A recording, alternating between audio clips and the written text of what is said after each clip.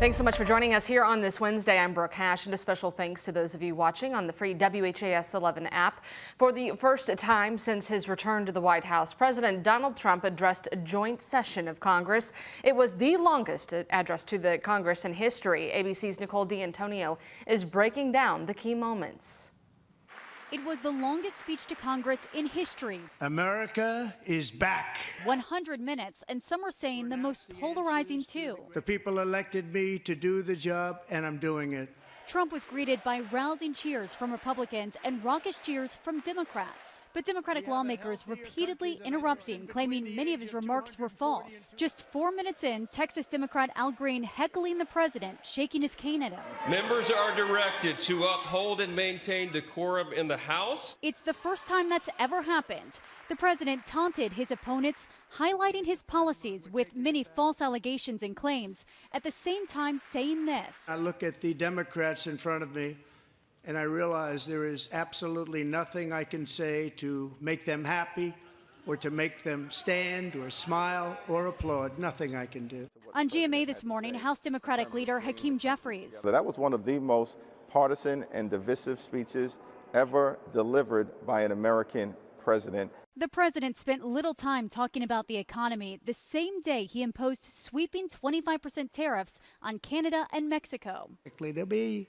a little disturbance, but we're okay with that. It won't be much. Michigan Senator Alyssa Slotkin gave the Democratic response, saying the president has no credible strategy to fight inflation. So, do his plans actually help Americans get ahead? Not even close. President Trump is trying to deliver an unprecedented giveaway to his billionaire friends. The president also zeroed in on the war between Russia and Ukraine, reciting a letter he received from Ukrainian President Zelensky to start peace negotiations after that heated meeting in the Oval Office last week. Nicole D'Antonio, ABC News, Washington. President Trump could also announce trade deals with Mexico and Canada as early as today. That's according to the U.S. Commerce Secretary. The U.S. imposed the tariffs just yesterday, followed by Mexico, Canada, and China's response with tariffs of their own. Canada will be implementing 25% tariffs against $155 billion worth of American goods, starting with tariffs on $30 billion worth of goods immediately, and tariffs on the remaining $125 billion of American products in 21 days' time. That's Canadian Prime Minister Justin Trudeau detailing his country's response. President Trump said he went after Canada and Mexico because of what he calls a national emergency of fentanyl coming across the border. But Trudeau insists less than 1% of fentanyl comes from Canada. The CDC also reported drug overdose deaths in the U.S. were down from October of 2023 to September of last year. And with these tariffs in place, here's what you will likely feel the hardest in your wallet. Mexico is the largest supplier of fruit and vegetables, while we get grain, livestock, meats, and poultry from Canada. And the additional 10% tariff on China will include cell phones, TVs, home appliances, and sporting equipment. We'll also keep an eye on the cost of cars.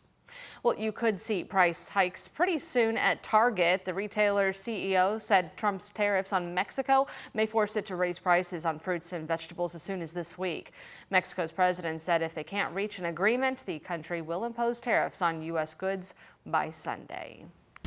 A lot to get through here in the news department, and a busier day for you, Mallory. Weather-wise, I know the metro seeing just a lot of rain and wind today. Yes, that is right. So we had some gusty winds overnight, a bit of a lull early this morning, and then more rain showers rolled in. Those winds really kicked up on the backside of them, and we had gusts not too long ago, anywhere between 45 to 55 miles per hour. At this time, we're seeing widespread wind gusts between 25 and 40 miles per hour. That's about 37 mile per hour gusts currently in Louisville at the airport, 35 in E-Town, 36 down in Munfordville. And we are under this wind advisory until 7 o'clock this evening due to those gusts, once again as high as 45 to 55 miles per hour. The wind certainly whipping out there as we take a live look outside from our Midway University U of L health camera near Hurstbourne Parkway. Temperature-wise, these have continued to drop. Our temperatures here, we hit our high temperature very early this morning. We had some 50s this morning. Most of us in the 40s right now, but take a look at areas off to the northwest of Louisville already in the upper 30s. In Jasper, Mitchell, Paoli, Corydon, and of course those feel-like temperatures even colder once you factor in those strong winds. Max HD radar showing the showers that roll through mid-morning. We'll continue to have spotty showers here, transitioning over to snow showers later on this afternoon and evening as that cold air continues to catch up here. So expect a busy day weather-wise. Of course, we'll talk much more about this transition to rain to snow, the gusty winds that we do have around, and when things will finally quiet down around Kentuckiana. That's coming up in our extended forecast. Mallory, thank you. The former Letcher County Sheriff charged with murdering a local judge is expected to use the insanity defense in his trial. Recent court documents reveal the defense team for Sheriff Sean Mickey Steins will include an expert witness relating to mental health, showing Steins was experiencing an extreme emotional disturbance at the time of that shooting. Steins is accused of shooting District Judge Kevin Mullins inside his courthouse office on September 19th of last year. The whole confrontation captured on surveillance video. A trial date has not been set. New body camera video shows the moment an Indiana man was shot by a Jasper County deputy. Matthew Huddle was stopped for speeding on January 26th, just days after he'd been pardoned by President Donald Trump for his part in the January 6th insurrection. Police said the deputy saw Huddle had a gun, which he legally could not possess as a felon, and at the time heard Huddle say he was not going back to prison. So today you are going to come with me. Well, I can't. You're going to have to, okay? You're going to come with me today, all right? No, I can't go to jail for this. I want you to turn around and put your hands on. Don't you do it, buddy!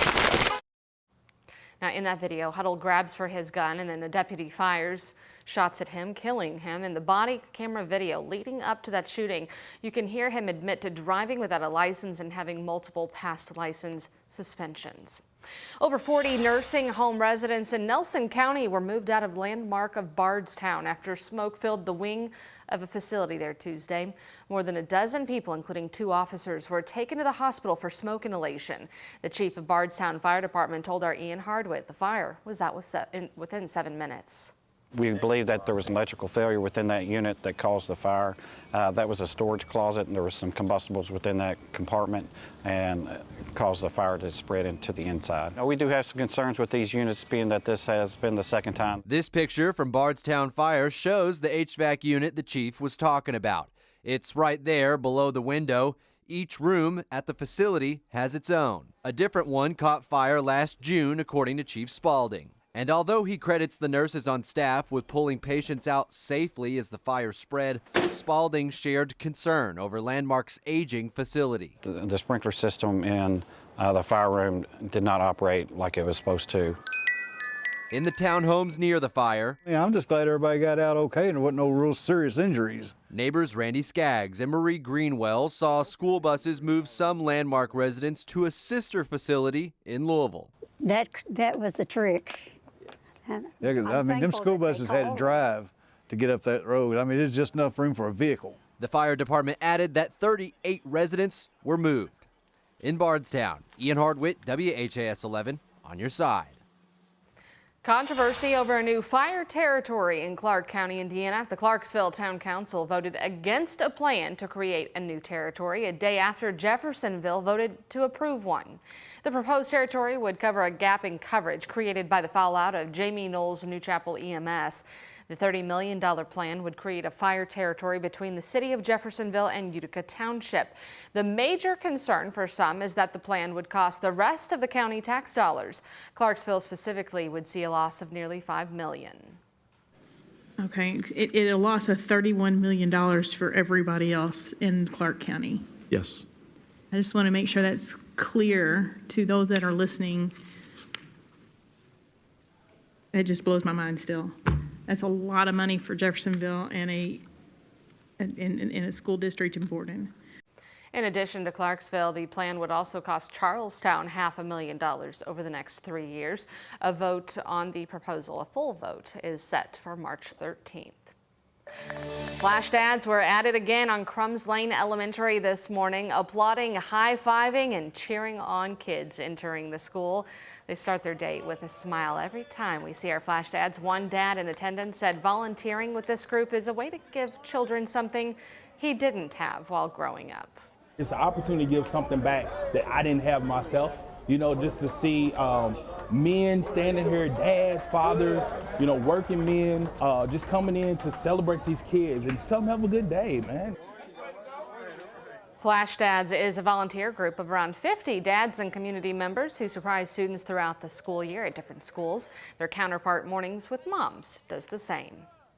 A new monument now sits inside Cave Hill Cemetery honoring the late U of L basketball coach Denny Crum. It was officially unveiled yesterday at his gravesite where he was laid to rest in 2023. The memorial brings to life his decades of service to U of L and the Louisville community. Images including that blazer Crum was often known to wear at every game and a rolled up program in his hand.